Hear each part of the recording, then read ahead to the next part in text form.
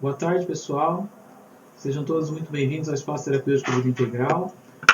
Hoje nós temos aqui como convidado especial o André. Boa tarde a todos. André Ribeiro, né? Não está aparecendo? Vai aparecer daqui a um pouco. Aqui, Boa tarde a todos. O Andrezinho está aparecendo aqui, a Cirlei também. E o Dr. Antônio ao meu lado, ávido, ansioso por participar hoje dessa nossa oficina de leitura terapêutica, né, Dr. Antônio? Qual que é o tema da nossa oficina hoje, Dr. Antônio? O senhor consegue ler aí? Consigo, Vai lá. consigo. Põe os olhos aí, vai lá. Deixa eu pegar aqui melhor. Pode ser, vai lá. Na projeção, o ser humano vigia o semelhante para não se ver. Então, de novo, porque passou agora um período. Na projeção, o ser humano vigia o semelhante para não se ver. Ótimo. Então, hoje nós vamos fazer uma oficina de leitura terapêutica que tem o tema projeção. E será que esse fenômeno acontece de vez em quando ou é sempre? Como é que é isso, hein, Antônio? É permanentemente, que ele faz parte de uma estrutura, né, psíquica da humanidade, inclusive. Então, todo ser humano tem esse problema. Isso é uma constatação científica com muitos anos de pesquisa, então... Vamos entender esse fenômeno na prática? Vamos lá. Então, primeiramente, né, sejam todos bem-vindos ao Espaço Terapêutico Vida Integral. Eu sou o professor Dr. Valdemir Bezerra da Silva. Aqui ao lado temos o Dr. Antônio, né? A Cirlei também, a doutora Cirlei está participando com o meu nome, Valdemir, né? E vamos ver quem são os nossos convidados que estão participando hoje. Temos aqui a Bíblia no divã, se não me engano é a Silvia Taparella. Temos nosso amigo Ayrton Augusto de Carvalho, que é o dono do shopping, que fica ali na frente, né? Temos também o Antônio Gaza. O pessoal da Chácara está aqui com a gente, Chácara Milênio, sejam todos bem-vindos. Temos também aqui o nosso amigo Johnny Cardoso, meu amigo de treino de Hapkido. A doutora Leda Maria Aracá, que também está conosco. A nossa amigona Marta Barreto está sempre aqui com a gente, muito presente, né? Então, sejam todos muito bem-vindos ao Espaço Terapêutico Vida Integral, totalmente online, né, Antônio? Uhum. Então, vamos fazer o nosso trabalho de hoje, que vai ser uma oficina de leitura terapêutica.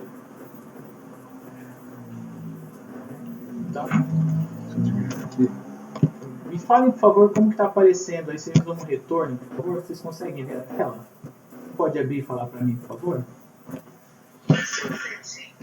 Muito obrigado. Então, vamos lá. Então, aqui no Espaço Terapêutico Vida Integral, além de oferecer palestras terapêuticas e oficinas de leitura terapêuticas, no caso está totalmente online devido à condição atual do Covid, mas também fazemos atendimento terapêutico, né? Eu, o Valdemir Bezerra da Silva, o Dr. Antônio Ferreira Costa, a doutora Silvia e a doutora Angelina Daniel Assis. No momento também online, tá, pessoal? Mas esperamos que em breve possamos voltar a atender foco como passado. Então hoje nós vamos conhecer então uma oficina de leitura terapêutica com o tema: na projeção, o ser humano vigia o semelhante para não se ver. E gostaria que vocês soubessem que a estrutura do nosso trabalho ela está dividida em dois momentos. No primeiro momento, eu apresento um texto de literatura. Pode ser um conto, uma fábula, uma parábola, enfim. Depois, a gente entra aqui, cabe para vocês também tecerem comentários. A gente retoma a palavra e, na sequência, apresenta, no caso, um texto do Dr. Humberto Kepp, que, aliás, é o que fundamenta o trabalho do nosso espaço terapêutico Vida Integral.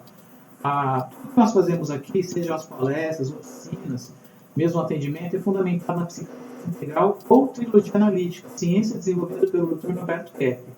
Para vocês conhecerem um pouco melhor o Dr. Humberto Kepp, a gente recomenda que vocês assistam os programas que estão no YouTube. Tem muitos programas do Dr. Humberto Kepp, da doutora Cláudia, e também outros seguidores, né? E que apresentam questões que são importantes para a gente saber a respeito da nossa psique. Eles estão angustiados, tristes, preocupados, temos doenças autoimunes, enfim, questões que atinam com a existência humana. Além dos vídeos, né, que estão no YouTube, é interessante vocês conhecerem a faculdade de Teologia Analítica, FATRI, ou a faculdade Nossa Senhora, né, Antônio, de todos os povos. Uhum. Aliás, ela foi inaugurada na O sexta-feira. lançamento foi dia Sexta-feira, 13. dia 13, às 18 horas. Recomendamos também que vocês façam uma visita no site da FATRI, instituição que nós consideramos muito importante, até porque eu e o Antônio já estudamos lá, né, Antônio? E continuamos estudando até hoje. E tem vários cursos muito interessantes, muito bons, né? Você lembra de um? Curso de meio ambiente, Teologia, curso de gestão de conflitos, gestão de conflitos e também de educação, né? educação, gestão de conflitos em sala de aula, né? Cap Motor, Pedagogia Nova Física. Pedagogia nova física, sobre o Cap Motor, enfim. Tem um artes, a arte também. a arte que é fundamental. Isso. Tem um vasto cabedal de informação e conhecimento que é importante para o desenvolvimento do ser humano em todos os campos da sua existência. Tudo bem, Antônio? Então agora a gente vai dar início ao nosso trabalho, que é essa oficina de leitura terapêutica. Então, para começar, a gente poderia frisar essa passagem aqui, ó. Na verdade, é um aforismo, né? O delírio é fabricado através da projeção. Norberto Rocha Kepp. Interessante observar que delírio não é só a gente aceitar algo que não existe na nossa mente, mas principalmente rejeitar o que é real, o que é verdadeiro. Então, de uma certa forma, todos nós deliramos, em maior ou menor grau de proporção. E o que está, né, por trás do delírio? Né? Aí, ó, a projeção. A gente projeta, né, nos delírios. E por isso fica fora da realidade. Né? Algo totalmente paranoico. Né? Enfim, é importante a gente perceber como isso se dá. Então, esses pensamentos de vitimismo, ou de persecutoriedade, ou de injustiçado, pensamentos que levam a gente a sentimentos de vingança, ou extremo medo. Por trás tem essa questão da paranoia, da projeção, e também, por que não, a questão demoníaca, né? Porque a pessoa realmente foge da esfera do que é, vamos dizer assim, agradável, harmonioso, e fica transtornada, né, na sua existência, no seu dia a dia. Vamos ver então um pouco mais, só que agora com o olhar da literatura e depois a gente vai para o olhar da psicanálise. Tudo bem, Antônio? Então hoje a gente vai ler um texto da Bruna Santos. O nome do texto é esse aqui, o título, né? O Medo Irracional do Leão. Essas palavras, o Dr. Norberto Kepp também Observem então, por favor, a imagem, né? Temos aqui um leão, que é considerado o que, Antônio? Leão? Leão? O rei das selvas. Né? Praticamente Líder, né, da... animal, vamos dizer assim, imponente, bravo, forte e também bonito, né? Bonito. Vamos ver então o que se passa na história desse leão bravo. Em uma savana africana, bem distante, um leão vagava perdido. Ele estava fora de seu território há semanas, e a sede e a fome o atormentavam. Por sorte, ele encontrou um lago com águas frescas e cristalinas. Com pressa, ele correu rapidamente para beber, a fim de saciar sua sede e salvar sua vida. Ao se aproximar, viu seu rosto refletido naquelas águas calmas. Uau! O lago pertence a outro leão, ele pensou, e, aterrorizado, fugiu sem beber nada. A sede ficava maior, e ele sabia que se não bebesse morreria. Na manhã seguinte, armado de coragem, ele se aproximou do lago novamente. Como no dia anterior, viu seu rosto refletido novamente e, em pânico, recuou sem beber. E assim os dias passaram com o mesmo resultado. Finalmente, em um daqueles dias, ele entendeu que seria o último caso não enfrentasse seu rival. Então, tomou a decisão de beber a água do lago, não se importando com o que aconteceria. Aproximou-se do lago com determinação, nada importava. Ele abaixou a cabeça para beber, e seu rival, o temido leão, desapareceu. precisamos ter em mente que a maioria dos nossos medos não é real. E quando nos atrevemos a enfrentá-los, eles acabam desaparecendo. Por isso, não devemos permitir que nossas emoções e pensamentos deturpados nos dominem a ponto de brecarmos nossas vidas e não realizarmos nossos sonhos.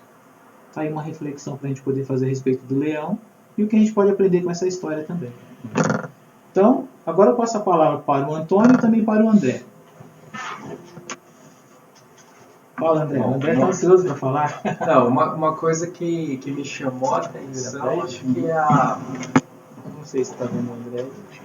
Uma coisa que me chamou a atenção é a relação, né, dessa questão aí de delírios, projeção, né, na imagem dele ali, né? Então, aquela questão de medo, né, que já na situação ali já estava fora da realidade, né, porque era ele mesmo, né? Então, assim, fazer essa relação de pensamentos deturpados e emoções deturpadas que nos dominam e esse processo de projeção, né? Isso aí que acho que chama bem a atenção. Ótimo. O que mais, Antônio? No geral, por mais que a gente observe ou saiba, né, da questão de um perigo, de uma situação, um perigo... Isso foi real, né? Então, algo que eu não sei se vai acontecer, mas eu temo que se for real e eu ficar desprevenido, eu posso sofrer as consequências. Então esse exagero, que é quando eu não tenho certeza, exagero é estar fora da realidade, que já é a questão do delírio, né? Então, eu ao invés de confiar se existe, e observar se existe um perigo iminente, real, e lidar com a possibilidade que pode ser sim real, mas eu preciso verificar. O que nós queremos dizer é o seguinte: nós partimos da ideia de que todo perigo, quando a gente está em pânico, quando a gente está exageradamente emocional, que todo perigo ele é real. Só que quando passa que a gente conheceu realmente a situação, nós vamos observar o quê? Nossa, eu exagerei, não era para eu ter ficado tão assustado. Por que eu tomei essa atitude? Me precipitei, eu estraguei algum relacionamento, eu perdi algum negócio, eu fiquei apavorado à toa, porque aí eu passei a ter consciência da real dimensão do problema. Então, o que acontece é que quando a pessoa está nesse pânico, nesse exagero, ela não confia na realidade. Ela desconfia da realidade, mas ela confia na emoção e no delírio dela. Então ela acredita que a situação é real, mas não é.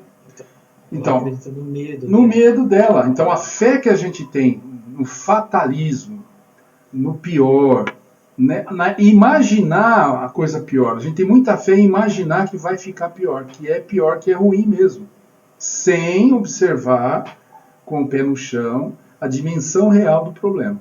Então, perder essa noção é uma observação que nós temos que fazer. Então, é importante a sua fala, viu, Antônio? Só para complementar, Val, parece que neste caso já havia ali uma paranoia, né, do leão naquele momento, quando ele se aproximou do lago. Então ele já, de repente, já imaginava a situação de perigo, de ameaça. Então essa paranoia já é uma doença, né, algum delírio. Então ele faz essa projeção, né? O tempo inteiro. O tempo inteiro. Agora, por exemplo, a gente encontra um leão que está andando há 2 semanas ou mais até, né? Então, de repente, ele já saiu do seu habitat natural porque já estava com paranoia no ambiente dele. Entendeu? Provavelmente. E aí o que acontece? Quando ele começa a sofrer, né, as adversidades, né, de fome, sede, ele tem que recorrer à realidade, porque a fome dele é real. E tem um momento que ele se depara com isso. Ou ele vai e enfrenta o problema, ou então ele vai padecer. Quando ele decide enfrentar o problema, esse contato com a realidade, o problema se dissolve, desaparece, vai lá e encara o problema. quando ele realmente decide beber água, que ele está encarando o problema. Então desaparece. Isso revela o quê? Que muitas vezes, como o Antônio, o André nos falou, o nosso problema, né, o medo, ele está guiando a gente para uma situação que é totalmente desequilibrada, destemperada, que não tem uma relação com a realidade, é mais uma paranoia, algo fictício que a gente cria e acredita piamente porque estamos sendo conduzidos pela emoção do medo, né? E isso gera na gente, vamos dizer assim, atitudes e reações estabanadas muitas vezes, estabanadas, na verdade, a tal ponto de, por exemplo, numa situação de emprego, você discutir com alguém, perder o emprego por causa disso, numa situação de relacionamento afetivo, de repente terminar um relacionamento, acabar um casamento, um noivado, né? Porque está no delírio, tem muito medo de que isso vai acontecer, que a pessoa vai fazer aquilo, ou então fez, e às vezes nunca fez nada, mas você está acreditando piamente que isso vai acontecer, ou que vai ter uma doença, por exemplo, né? Oh, eu estou com um sintoma estranho, então eu vou ter essa doença, porque é comum esse sintoma estar associado a essa doença. Aí a pessoa começa a acreditar no sintoma, não acreditar na realidade. Até porque a saúde, ela é autêntica, ela é que existe por si. A doença não é algo autêntico, original, é artificial e só existe enquanto a pessoa está implantando isso na sua vida. E as emoções, podemos dizer que são os elementos que vão desencadear as doenças orgânicas, psíquicas e sociais. Principalmente quando estão atreladas à inveja, ao ódio, à ira. Né? Porque essas emoções que você cita seriam meio que cortes, né, a um sentimento mais genuíno, né, que é um sentimento natural do ser humano, de amor, de equilíbrio, de razão, né, o pensamento correto também. Se há um corte com isso e fica na emoção, começa a dar brecha para isso, né, para esses delírios. Né? E aí a pessoa não bebe da realidade. Né? Ela não bebe, não se alimenta da realidade. É igual ao leão, que quase padece de fome tendo lá, ou seja, né, tendo tudo à sua disposição, mas porque tem o delírio, né, o medo conduzindo a existência, não consegue se relacionar com a realidade. E aí fica só no medo, na emoção. E aí isso cria um delírio e a pessoa não tem contato com a realidade. Então, a sociedade, ela está muito nesse delírio, sem contato com a realidade, só que a gente coloca nesse delírio, nessa distorção da realidade, a gente coloca que ela é a realidade. E com isso a gente emocionalmente não percebe a realidade, que é beber na fonte da sabedoria, do equilíbrio, da paz, da justiça, da estética, da verdade. Então, nós achamos que conforme a realidade está aí, distorcida e abandonada, né? Sim. Então a gente acha que isso foi Deus que fez, é assim, é o progresso que traz isso. Então a gente arruma os pretextos para ficar fora da realidade. Ficar fora de si e atribuir que está fora de si, que tem que ter medo mesmo, porque a realidade obriga a ter. É temerosa. Então tá todo mundo com medo de coisas que não se vê, mas a coisa pior que não se vê, que mata, é a questão espiritual. Né? Então vamos agora passar a palavra para os amigos ouvintes. Então, aquele que for fazer um comentário, por favor, abra o microfone, fala o seu nome e teça o comentário. Desde já agradecemos a participação de todos.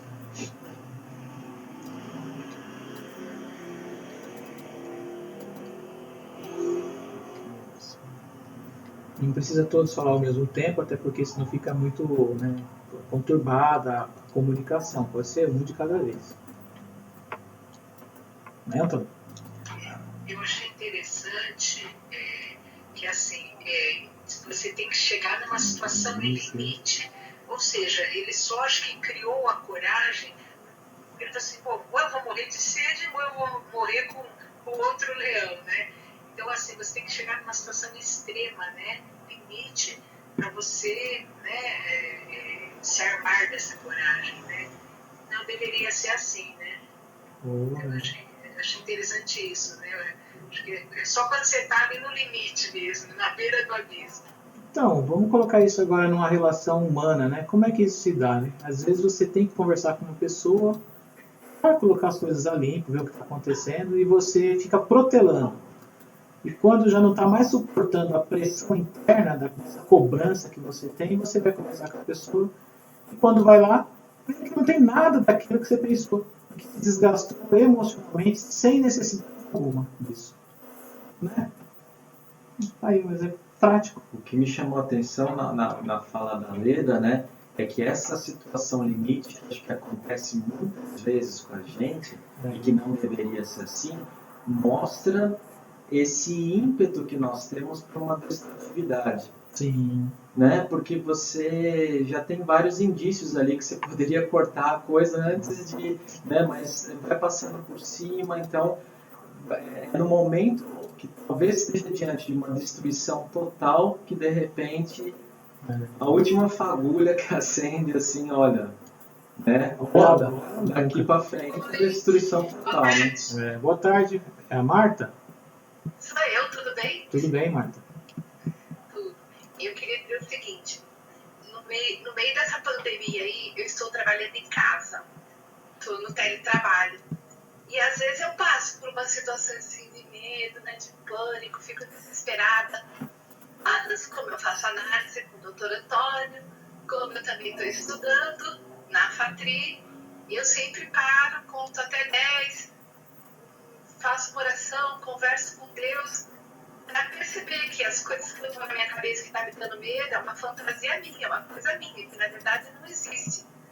Mas eu faço um esforço tremendo para poder chegar nesse ponto, né, de fazer oração, de confiar em Deus, de perceber a coisa ruim que está em mim mesma. E eu tenho conseguido. Não tem sido fácil não, mas tenho conseguido. Ai, que ótimo testemunho, viu? Parabéns. Então, isso é importante. Obrigada. Imagina, é importante a gente ter essa percepção, né, de que quando a gente está em si e recorre ao transcendental, verdadeiro, a Deus, né, sobretudo a sabedoria interior, né, a consciência, a interiorização, a gente se acalma a ponto de lidar com a situação e ver, até aqui é real, eu não consigo resolver, mas a partir daqui eu consigo resolver. Isso daqui é um delírio, eu não preciso ficar nessa onda, nesse sentimento que está tomando o meu tempo, tirando meu sono, me impedindo de saborear a vida, de matar minha sede interior. Enfim, questões que são humanas e a todos nós, a gente tem esse problema, né? Boa participação, viu, Marta? Alguém mais gostaria de falar? Oi, tudo bem, pessoal? Oi, quem é? Gostaria de... Janete. Oi, Janete, pode falar.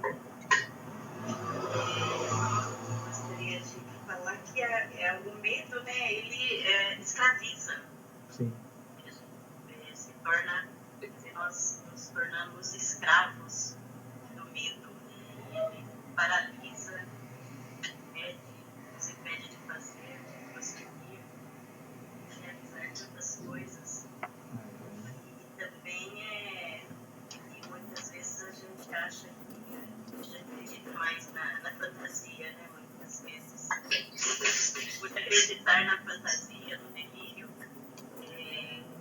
e o esforço é bem maior para a gente manter esse delírio, essa fantasia, se a gente enfrentar como ele,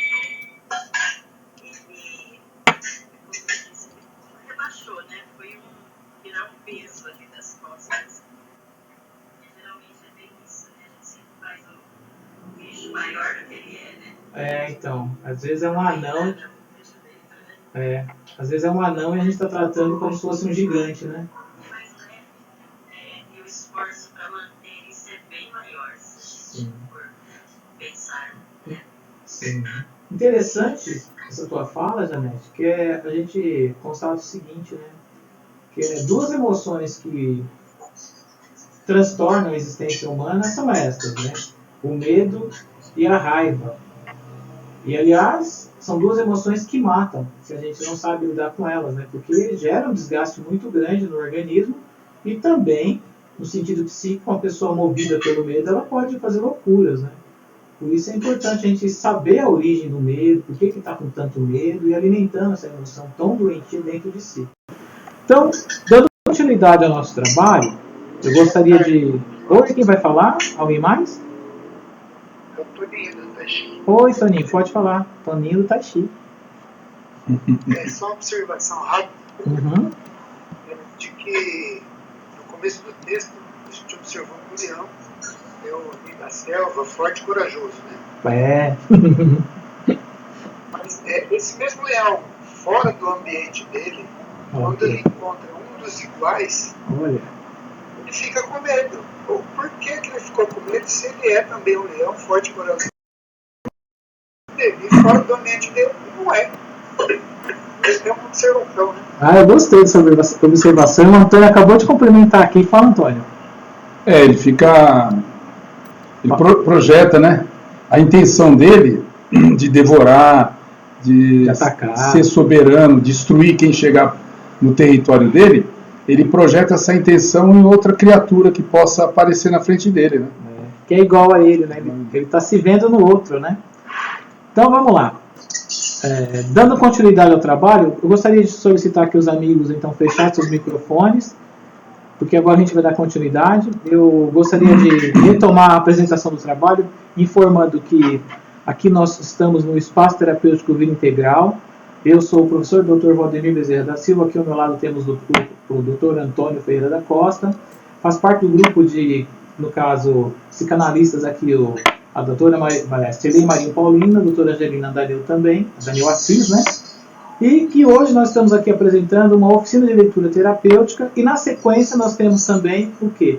Agora uma leitura de um texto terapêutico extraído, né, de um livro do Dr. Norberto Kepp, que é isso aqui, A Origem das Enfermidades. Aliás, todo o nosso trabalho é fundamentado na psicanálise integral ou trilogia analítica, ciência desenvolvida pelo cientista psicossocial, no caso, psicanalista, filósofo, o que mais, Antônio? Assistente social, pedagogo, físico. Cientista físico, né? Físico independente, cientista, enfim, o homem é completo. E esse texto foi extraído do livro A Origem das Enfermidades Psíquicas, Orgânicas e Sociais. Temos aqui a capa, uma figura interessante, que é o Felipe Pinel. Ele, no caso, é uma pessoa muito importante na psiquiatria moderna, né? Ele que trouxe o conceito de soltar os doentes mentais, porque os maiores grilhões estão onde? Na mente do ser humano. Vamos lá, o texto de hoje é: o processo de projeção, paranoia, não é perceptível. Vamos ver como é que isso se dá? Vamos lá, Antônio. O grande drama da projeção é que o indivíduo não percebe o que está fazendo. Pelo menos enquanto durar o processo projetivo. Vamos dizer que ele passa a acreditar no que imagina, o que constitui ideias delirantes, né? Então, a projeção, ela permanece enquanto a pessoa está acreditando nos delírios. Nossa, a humanidade inteira está nisso. Então nós vivemos num mundo de delirantes. Com certeza. Vamos lá. Vamos a um exemplo. Alguém, por favor, poderia desligar aí o microfone que está ligado? Estava fazendo chiado aqui. Pode ser? Verifica aí o microfone aberto, por favor. Obrigado. Estou identificada com a Ellie. Quando o grupo de terapia mostrou que ela é bastante delirante, falou o GS. O que representa essa identificação? Que eu sou também igual? Ou que obedece cegamente às suas representações paranoides, como faz fulano. Não só acredita nas ideias dela, como em suas próprias, vivendo fortemente na fantasia delirante. Então, aqui é importante que essa pessoa conseguiu perceber que ela age semelhante a uma outra pessoa que ela conhece. E ela identificou isso, né? Que a pessoa que ela conhece também é delirante. Então ela está tendo a oportunidade de, observando as atitudes do outro, perceber como ela também é delirante. Então, para a gente saber como a gente é importante a gente perceber como o outro é. E geralmente nós somos muito semelhantes ao outro. E até, às vezes, temos esse problema em maior grau do que o outro tem. E a gente pensa que não. Então, às vezes, a gente vê o outro agressivo e a gente fala assim, mas só ele que é agressivo. Eu sou tranquilo, eu sou calmo, né? Corrupto. É poderoso corrupto. Mentiroso, né? Nós aqui todos santos. Então, Mas todo mundo tem problema, em maior ou menor proporção. É aquela passagem que a gente pode retomar agora de Cristo, né? Para você, então, lidar com o problema do outro, você precisa tratar do seu primeiro. Então, como é que isso aparece na Bíblia? Tá assim, ó. Tira primeiro a trave que está no teu olho, para depois tirar o cisco que está no olho do teu irmão. Ainda vem a palavra junto, né? Que é hipócrita. E é isso mesmo, a gente precisa tratar dos nossos problemas para, então, com tolerância, ajudar os nossos amigos, as pessoas que estão à nossa volta. Porque, no geral, a gente trabalha com a acusação e não com a conscientização. E aí, nesse sentido, a gente tem um papel muito mais de capeta do que de ser divino, né? De ser iluminado, né? Que é o que a gente acha que é, né? Então, nesse sentido, né, a palavra de Jesus é no sentido assim, né, que você, inevitavelmente, você vai ver alguma falha, alguma patologia no outro, né, no semelhante. Mas no momento que você vê, você tem que olhar para si mesmo para ver como que aquela patologia existe em você, porque provavelmente existe, não na mesma situação, né? Pode ser que não seja na mesma situação, mas, por exemplo, se ela viu uma pessoa delirante em determinados aspectos, né? Você fica chocado, nossa, como que ela pode criar uma fantasia tão grande? Mas se você identificou no outro, está na hora então agora de olhar para você e buscar, fazer uma pesquisa, né? De que forma que você também cria delírios na sua vida, normalmente rejeitando algum aspecto real da vida, da sua vida, né? E colocando N fantasias, N delírios, que na base vai ter medo, raiva, um monte de sintomas ruins, né? Interessante observar essa fala e a gente dá um exemplo. No caso, o fanatismo. Então, muitas vezes a gente fala assim, mas fulano é muito fanático por causa de futebol, né? Então, de repente é mesmo fanático por futebol, mas será que você não tem um fanatismo próprio? Exato. Né? Por exemplo, achar que tudo que pensa está sempre certo, que nunca está errado, que só o ciclano está errado e Beltrano. Você não, você está acima dos réis mortais. Né? Então, aí tem um ponto que você está revelando com essa colocação, que para a pessoa entrar na realidade, perceber o próprio problema dela, ela precisa descer da arrogância, da teomania, de se achar muito perfeito. Ninguém é muito perfeito a não ser Deus, Cristo. Nós todos somos errantes, limitados. Quanto mais a gente tem contato com esse aspecto nosso, mais a gente consegue ter uma conduta boa, uma conduta mais saudável, né? Sim, agora, se a gente não quer ter contato com erro, fica no delírio de grandeza. Me veio um exemplo muito claro aqui, juntando com essa questão da teomania, né, de se achar um Deus, de que não comete erros. Então, por exemplo, no trabalho, a pessoa, às vezes, ela tem uma ideia muito perfeita de si mesmo, acha que não erra em nada, entrega, faz tudo certinho e fica vendo problema nos outros, né? Mas o que acontece? Ela está imbuída de muita teomania, que ela não enxerga, inclusive falhas que ela comete, que às vezes a equipe dela de subalternos vê, mas não fala, porque ela está numa posição um pouco mais elevada, mas ela não vê nenhum erro que comete, reclama do erro de todo mundo, mas acontece isso. Então ela está fora, ela se coloca num nível tão grande que ela fica cega e não vê. E qual é o resultado disso? Exatamente, né? Pressão alta. Exatamente. Insônia. E ela breca o desenvolvimento dela também. Né? Então a pessoa às vezes faz uma projeção, né? Porque está vendo um erro nos outros e não nela. Né? Às vezes a pessoa está sofrendo de pressão alta, de insônia, não é porque ela é boazinha e preocupada porque está tudo certo, mas sim porque não quer ver nenhum erro nela. Ou porque está sendo assediado por maus espíritos, ou seja lá o que for, mas não é vítima. Né? Ela está nessa sintonia ruim aí, né? Vamos lá. Não é difícil ver que no processo de projeção, não apenas o indivíduo não vê o outro como ele é, mas também não percebe sua própria realidade, caindo naquilo que o pensador inglês George Berkeley viu como a impossibilidade de ter contato com uma realidade. Ou seja, a pessoa, porque vive na fantasia, ela não consegue contatar o real. Ela tem um contato não com a realidade sim, mas com o que ela pensa da realidade. Então ela não lida com a realidade, mas sim com seus delírios. Então é uma pessoa que não tem contato com o que é. Então vive no não ser. E, portanto, sofre demais, porque está afastada de quem, principalmente? Dela mesma.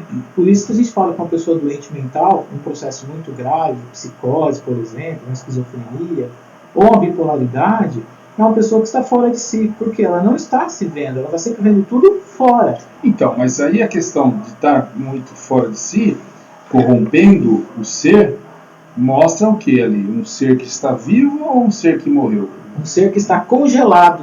Mas se está congelado, fora da consciência, se a pessoa morre assim, sem voltar à consciência, para que serve o tempo e o espaço? Oportunidade que a não é pessoa oportunidade tem, para a sim, gente retomar aquilo que a gente perdeu? Sim, abandonou. Então, e a gente, se eu continuo abandonando, eu vou depois, sem o tempo, sem o espaço, como seres espirituais que nós somos, mas a gente vai voltar para essa origem. Mas eu vou voltar como?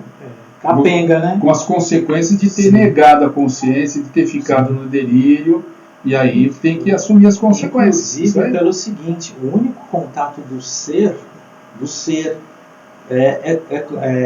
o único contato com o Criador é através do ser. Né? Então, se está nesse impedimento da realidade, né? Que está no delírio, essa coisa, você está fora do ser e não tem contato com a energia divina. Né? E a base desse corte é a inveja. Inveja do ser. Inveja do próprio ser, porque através do ser a gente tendo a conduta do ser, a conduta da beleza, da verdade, da bondade, Sim. a essência, a gente se eleva. E quando a gente se eleva como Criador. A gente sabe que é Ele que nos sustenta. Então a gente tem a gratidão pela vida. Sim, né? sim. Então a gente sabe que o melhor de tudo não é receber, é dar, né? E outra coisa, né? Fazer o bem, ser bom. É reconhecer que é um ser dependente, pequeno, limitado, que não é melhor do que ninguém. Isso. É simplesmente um ser humano. Vamos lá. Outro exemplo de análise. Estava almoçando e minha mulher começou a me atacar sem motivo, falou a B. Como vê a atitude dela? Querer me colocar lá embaixo. Ela mostra como o senhor se coloca sempre lá embaixo. Estou sempre sendo atacado. Sempre notei que as pessoas não me respeitam. O senhor está notando que não se respeita e, portanto, os outros não respeitam. Tá vendo aqui que interessante, né? Então ele está falando da mulher, mas na verdade ele está falando de algo que ele faz primeiramente. A mulher só reproduz uma coisa que ele já faz, então. Então a primeira pessoa que não respeita não é a mulher. É ele mesmo que não se respeita. Por isso ele dá tanta importância para o desrespeito que ele vê que a mulher causa para ele, né? Isso. Ele fica muito nisso. Que Ele só vê a mulher. Muito, né? Incomoda Incomoda demais. muito porque ele não admite ver nele, né? O que ele faz com ele mesmo. Ele tem esse problema, né? Então ele é uma pessoa que não se respeita. Que não tem consciência desse desrespeito. Inclusive, na análise, ele está tendo a oportunidade. Né? Isso mesmo. Por isso que é importante a análise. A análise ela tem essa Kepiana. importância, né? A análise Ajudar a kepiana. pessoa. Tem um detalhe, né? É ajudar a pessoa a ter tolerância com a consciência dos problemas próprios e alheios. Porque o que faz a pessoa sofrer não é ter consciência do problema, é a censura que a pessoa faz à consciência do problema. Porque problema, todos nós temos, nós que estamos aqui fazendo essa oficina e vocês, amigos, que estão aí ouvindo também. Agora, sorte daquele que aceita ver o problema e lidar com ele. Por quê? Para cada problema existe uma qualidade, um talento, algo bom que está sendo impedido de se manifestar na realidade, que está sendo bloqueado, que está sendo alterado, deturpado. E quando a gente começa a tratar disso, então temos a oportunidade de manifestar o ser de forma autêntica, que é o que se espera de uma pessoa equilibrada, um filho de Deus, por exemplo, né? Então, mas o que vem do ser autêntico? A tolerância, a paciência, a sabedoria, E o que mais? o amor, sobretudo, Como resultado disso, desenvolvimento, elevação. vamos dar alguns exemplos? Vamos lá, Beethoven, por exemplo. por exemplo. Tem mais algum? Charlie Chaplin, Charlie Chaplin. o próprio Dr. Kep, esse trabalho Dr. maravilhoso. Doutora Cláudia Pacheco. Ué, Então, todas as pessoas que conseguem triunfar com um trabalho sim, bom. bem, E quem consegue fazer um trabalho bom na vida é porque teve talento e faz assim por mágica ou porque se esforça muito? não, é 1% de inspiração, 99% de muita transpiração. Então, qualquer ser humano que quiser ter algum sucesso em alguma área tem que se dedicar muito. Disciplinado, né? A ideia de como se eles tivessem nascido com algo a mais, né? E que E não que todos nós nascemos com algo a mais, mesmo, com algo a mais, mas eles impediram menos. Impediram menos. Vamos lá. O ser humano mais depressivo geralmente coloca no outro a destruição que faz a si próprio, alimentando a conduta agressiva dos paranoicos, motivo pelo qual esses últimos dominam a humanidade, alcançando os cargos de maior poder. Hoje tem um barulho à parte aqui, vocês nos perdoem, tá? Tem um mosquito passando aqui, mas vamos lá. Então, olha que interessante, né? A gente tem que observar isso, né? Que o depressivo é uma pessoa que está sempre colocando os problemas nos outros, o seu mal-estar vindo dos outros. E ele sempre arruma um jeito de fazer que um paranoico o agrida. E na relação realmente social, acontece de o paranoico estar lá disponível para agredir o depressivo. E aí essa dupla se dá bem na doença, né, Antônio? É um pacto perfeito, eles se buscam. Né? É, isso mesmo.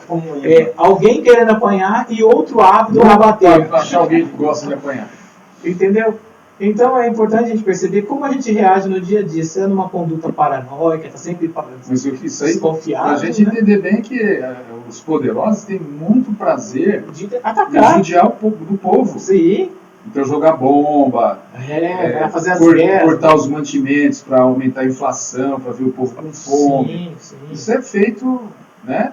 Mas o povo e o povo? O povo fica com medo. Vendo o poderoso, até é a salvação. Se ele não tirar o meu alimento, se ele for bonzinho e me der o alimento, ele que fornece o alimento. Só que o povo que trabalha e planta e faz o alimento. Faz tudo, né? Mas sabe o que eu observo? Que existe uma característica comum nos dois, tanto no depressivo e no paranoico. Ambos não veem o problema em si, projetam.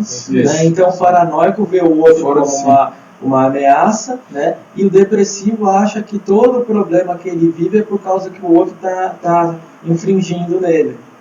Então os dois não vivem na realidade, vendo o problema que se coloca, né? O impedimento que se põe.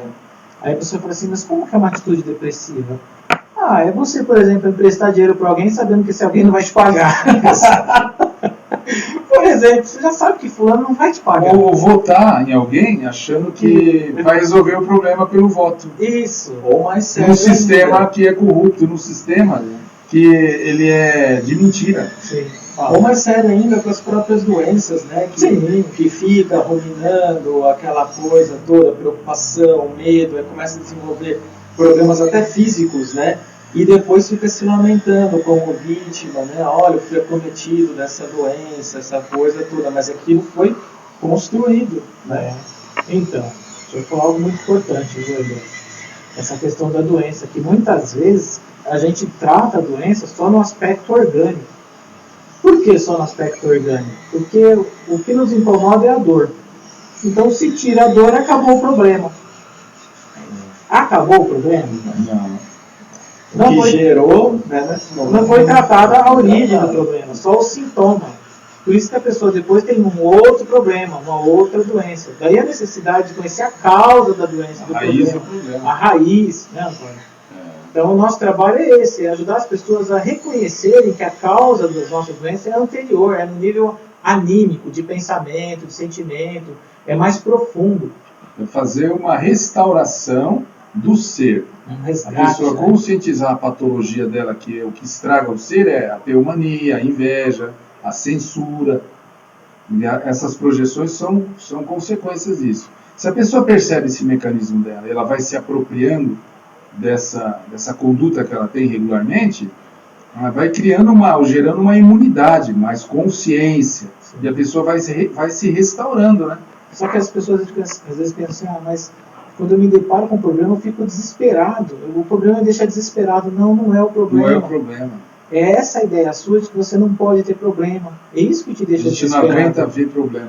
Então, e acha que não vendo... Não tem problema. Então a gente quer ser cego, né? Mas a cegueira não é nos olhos, né? É na alma. É na alma, na mente.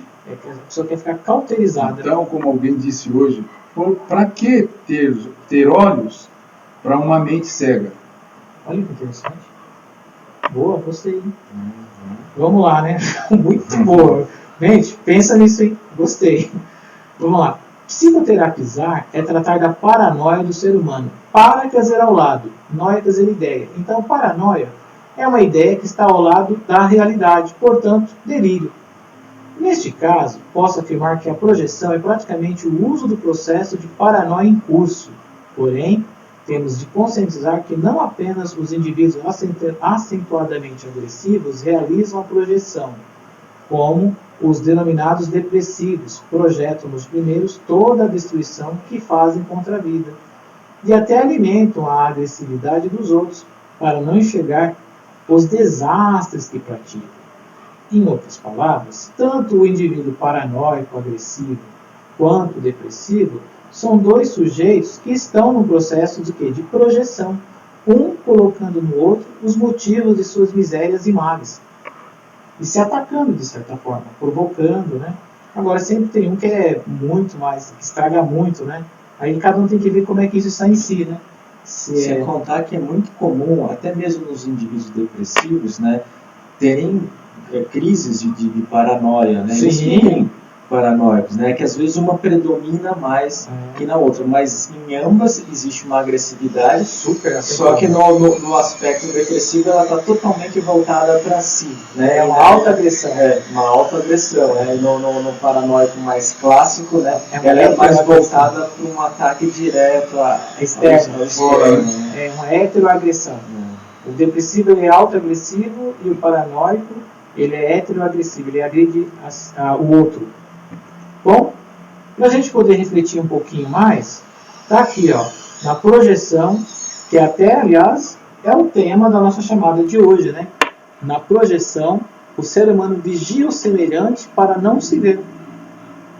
Ou seja, eu vejo o outro, eu identifico o outro, eu classifico o outro, sei certinho o que o outro tem de problema e até o que deveria fazer para melhorar. Agora, tudo isso que eu estou vendo no outro, eu preciso fazer o quê com isso? Com essa consciência? Interiorizar. Então, os indivíduos muito críticos, né, vivem numa grande projeção.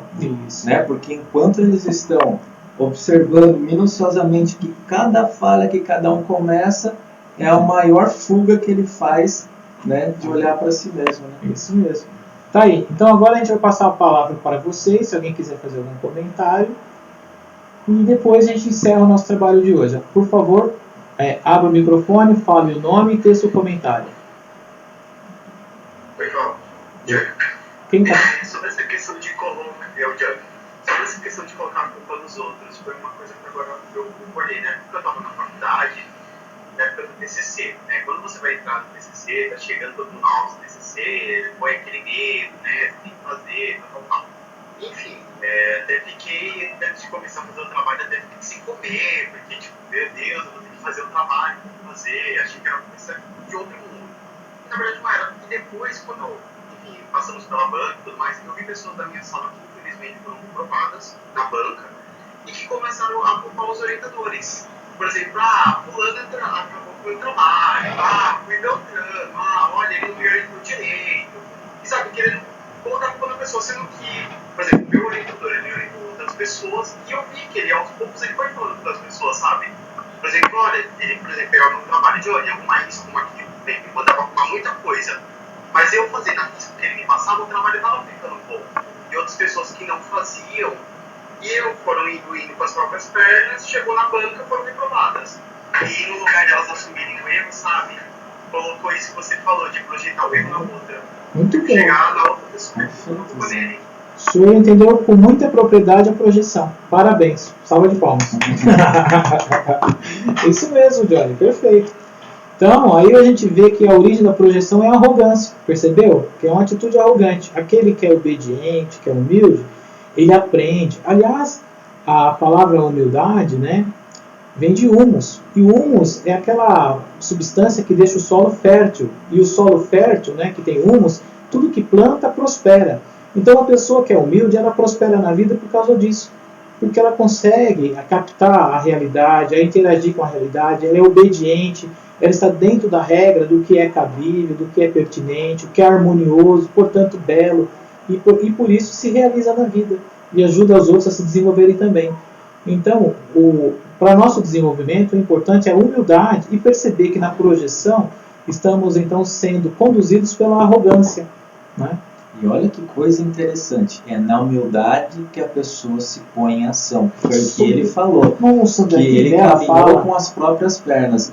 E os outros que estavam na arrogância e não entraram em ação, têm a tendência de projetar no outro, né, aquilo que faz de errado. Posso dizer então que a projeção ela cauteriza a razão, o sentimento de amor, a ação. A pessoa que é projetiva, ela não está em ação, ela está na inação, né? Ela está na inércia. Potencializado, né? Cerceando. Na humildade, temos o ato puro, né? A pessoa se sente devedora, então ela fica percebendo aquilo que ela não fez. Quando a pessoa está na arrogância, ela acha que fez demais e que eu não tenho resultado por sabotagem e culpa dos outros. Então ela não vê a própria sabotagem, delira que fez demais e acha que é vítima dos outros. Na humildade, é o contrário. A pessoa sabe que poderia ter se esforçado mais, se esforça mais e tem gratidão pela atenção que os outros dão, né? Então ela reconhece a situação e ela tem uma conduta de acordo para chegar no resultado que ela precisa. Coerência. Muito boa. Johnny, muito obrigado pela participação. Sua fala foi muito pertinente e nos proporcionou aqui uma discussão muito saudável. Estou até agora muito interessado em trazer esse tema para o próximo encontro. Que tal? Tratar da humildade, a importância da humildade no nosso dia a dia. O que vocês acham? Muito bom. Falar da humildade não é sinônimo de pobreza, mas de riqueza. Olha, boa, porque só se elevam os humildes. Isso, então boa. É um... Ah, mas tem gente que é rico e não é humilde. Então não é rico. Tem muito dinheiro, tem muito poder, mas é uma pessoa pobre, uma pessoa esvaziada, né? É isso mesmo. Vamos lá, doutora Helena queria falar. Fala, doutora. Não, pessoas às vezes... Fala. Aí uma coisa que você quer trazer da humildade, a Helena falando, eu acho muito interessante, inclusive para a gente entender melhor a mensagem de Cristo. Sim. Porque Cristo fala, os humildes, né? Serão exaltados. Serão exaltados. E nós que aprendemos pelas questões religiosas que os humildes são os pobres, que não tem nada a ver com a questão econômica, mas é uma questão do interior do ser humano. Então, eu vejo que esse tema, você trazendo para o próximo encontro, eu acho que vai ser belíssimo para a gente entender melhor a mensagem de Cristo. Amei. Agora eu fiquei mais inspirado ainda. Obrigado, vou providenciar isso com urgência. Valeu, Helena. Valeu, Helena. É verdade, eu queria falar também que, como essa senhora falou, que nem eu, né, ela deve ter mais ou menos a idade próxima, e ela falou assim que mas dá a impressão que vai ser reconhecido por Deus, mas só na hora que morrer, e não é assim, né? A pessoa mais humilde, ela consegue se explicar melhor, ela consegue atuar melhor no que ela trabalha, ela consegue, é mais querida pelas outras pessoas, né? Mas o desafio, Valdemir, que eu vou fazer para você, é porque tem muita gente arrogante que se acha humilde. Verdade. Entendeu? Então, como fazer essas pessoas, que pode ser até eu, né? Eu também. Eu pensei logo em mim. Tô aqui. Você está falando de mim. Pior que não é projeção, não. É um poço de arrogância. Mas a gente tem que ver nossos problemas. Verdade. A gente não é bonzinho, não. Importante a gente ver como que isso está aqui. Trilogia não é fácil mesmo, não. Como que isso está aqui encrostado na gente, né? A soberba, a arrogância, e mostrar, fazer esse paralelo, né? Os prejuízos que temos quando arrogantes e as vantagens que temos quando humildes, né? E ver que, na maioria das vezes, somos mais arrogantes que humildes. Vez ou outra, a humildade resbala aqui na gente fala assim, olha Deus, hoje eu fui humilde. E na maioria das vezes é casca grossa. Bom, mas que ideia que a Sônia Tironi tem sobre essa questão de como que a gente pode identificar a verdadeira humildade e a falsa humildade, né? Já começou a entrar no tema. A gente não se percebe. Não se percebe, né? Eu sempre me achei muito humilde. Assim, eu só não viver Então, assim, verdade. você perceber para a pessoa não precisar falar, né? Eu vou verificar um texto de introdução, vou trazer uma passagem bíblica, tá? Depois eu vejo algumas situações que a gente vê a arrogância e que a gente está ali. Agora, a professora Helena, né, da Chácara, ela trouxe uma informação muito bonita, né? Você também, né? E eu gostei muito dessa questão de que a pessoa, quando humilde, ela atua bem na vida. Ela consegue se desenvolver, apresentar as coisas, ela é querida, né? Um aproveitamento, né? O aproveitamento dela é muito maior e melhor. E tem né? uma frase bíblica também, né? Que os humildes serão Exaltados. e os exaltados Os arrogantes serão humilhados. Humilhados, A gente vê isso na prática. Então começa a perceber quando passa vergonha é porque está na arrogância. E quando está na humildade, o outro fala e fala com amor, com afeto e te ajuda. Quando a gente é arrogante, alguém geralmente vem o outro para descer o cacete na gente mesmo. Porque já que você é duro, então você é duro com você também. A gente vai encontrar o semelhante, né? Infelizmente encontra sempre um pior muitas vezes. Bom, vamos lá. Sobretudo quando a gente é arrogante demais, né? Alguém mais gostaria de comentar? O pessoal já gostou do tema da humildade, né? Já começou a entrar nele. Boa tarde. Quem Eu é? vou fazer um comentário. Direi. Ah, tá. Pode falar. E a gente vê como precisa realmente levar esse tema, migra, todo, de uma forma realmente clara, objetiva. Porque se for que colocar né? A pessoa vai me mandar, eu não vou fazer também. Quando ele trouxe a questão lá da faculdade, né? O que esse professor pensa que é, né? E também as pessoas trabalham. Mas não foi pago para fazer isso. Eu só faço isso que está ao meu alcance. Tenho realmente um afeto para levar uma forma diferente, né? Da comunidade. Fica na essência. Olha, gente, vai dar pano para manga, viu? Esse assunto é muito bonito. Fala, Leda. Não, então, eu achei interessante que a Serlei comentou que eu ia falar, né? Que a pessoa confunde a humildade com a fraqueza, né? Ah, sim. Interessante isso. Ainda mais hoje nessa sociedade que a gente tem que se impor, que a gente tem que mostrar quem é e tal. Então, ser humilde é ser fraco, né? Então, acho que tem que desmistificar isso. É uma inversão. Dá pra ter uma fórmula para você identificar quem é mais forte e quem é mais fraco. Por exemplo, nós estamos aqui agora em 14 pessoas, vamos colocar 10 pessoas. Levanta a mão quem quer ficar no time dos humildes, quem se acha humilde, e os que ficam com a mão baixa, quem sabe que é arrogante. Então vamos ver qual é o público que nós temos. Vamos fazer 2 times aqui. Eu vou amarrar minhas mãos aqui, Antônio. Brincadeira, né? Então, mas ver quem vamos, se vê, né? A gente vai aprofundar esse tema, mas não quer dizer que a gente é bonzinho, não, viu? Porque quem se vê humilde tá devendo, porque tá enganado. Agora, quem sabe que é arrogante, consegue chegar mais próximo da ação essencial. Até porque, né, quando a gente percebe a arrogância, dá vergonha de ver, né, a nossa arrogância feio, né? É uma atitude tão feia, né? É bonito, né? Arrogante? A pessoa se humilhando. Ah, não, sim. Mas assim, no sentido de... Agora, quando a gente a atitude tá na nossa arrogância, nossa soberba... É muito feio. Quando realmente vê, passa vergonha. É lindo. O resultado é lindo. O resultado da consciência porque é curado, né? Quem vê se cura, né? Se livra. Brincadeira, né? não. Mas Vamos lá, pessoal. Então a gente vai encerrar o nosso trabalho de hoje, agradecer a presença de todos. Vamos ver quem está aqui conosco hoje. Vamos lá. Primeiramente, né, os amigos que estão aqui com a gente, né, o nosso amigo André, que veio de tão longe, viajou.